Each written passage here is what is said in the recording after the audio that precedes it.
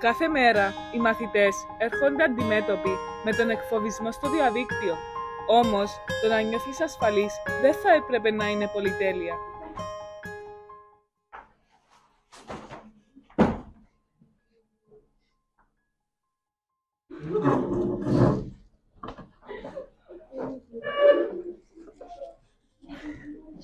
Άλεξ μου, είσαι καλά?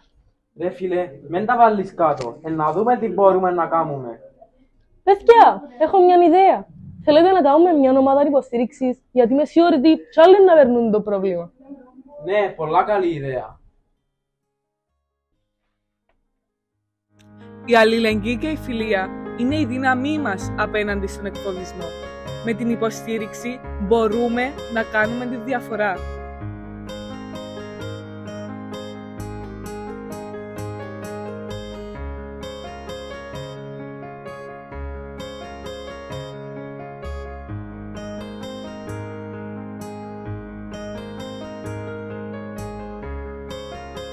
Η προστασία της ψηφιακής μας ταυτότητας είναι ζωτικής σημασίας.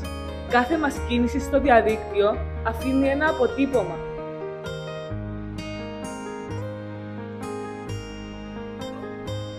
Ας συνεχίσουμε από εκεί που σταματήσαμε.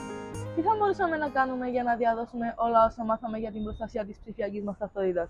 Ρε, να βάλουμε βίντεο στα social media και να τραβούν πολλά την προσοχή.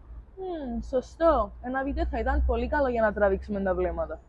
Τι λέτε να κάνουμε κάτι όλοι μαζί, κάτι που να μπορούμε να θαρρύνουμε κι άλλα άτομα να συμμετέχουν σε αυτήν την προσπάθεια. Ναι, να βάλουμε ευθαρρυντικά μηνύματα που αποτρέπουν τους χρήστες να είναι πιο ευγενικοί και να δίνουν παραπάνω σημασία στην ασφάλεια στο διαδίκτυο. Καλή ιδέα, και για να ενώσουμε τις συναρτήσεις μας μπορούμε να χρησιμοποιήσουμε ένα κοινό hashtag. Τι θα λέγατε για το μαζί μπορούμε? Ωραία, μαζί μπορούμε!